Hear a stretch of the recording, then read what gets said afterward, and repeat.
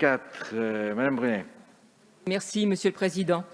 Si vous le permettez, je vais défendre cet amendement ainsi que le 1505. Très bien. Ils ont été tous les deux travaillés avec l'UDAF de Loire-Atlantique.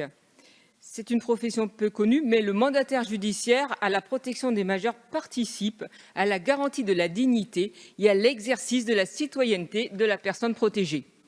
Pour rappel, plus de 800 000 personnes à 1 million de majeurs bénéficient d'une mesure de protection en France. En 2040, ils seront 2 millions. Si cette évolution n'est pas anticipée, les conséquences pour les personnes protégées et leurs familles pourraient être très lourdes. Il est donc urgent d'agir pour continuer à garantir un accompagnement de qualité aux personnes vulnérables. Pour cela, il est nécessaire de lutter contre l'insuffisante attractivité de la profession en valorisant notamment la rémunération des mandataires judiciaires. Pour rappel, un mandataire judiciaire perçoit une rémunération de 1 330 € net pour un débutant à temps plein.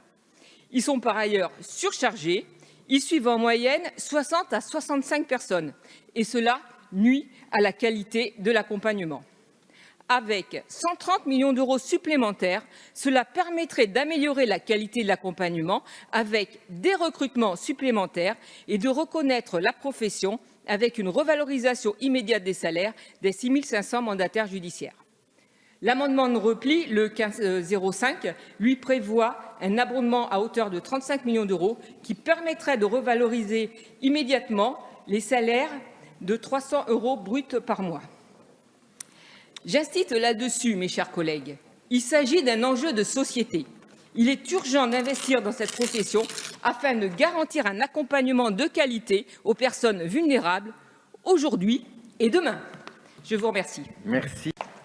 Merci, Monsieur le Président. Madame la députée, oui, nous partageons tout à fait votre vision d'améliorer la qualité des services rendus aux personnes protégées et l'attractivité du métier. En effet, il faut que ça s'inscrive dans une démarche beaucoup plus globale.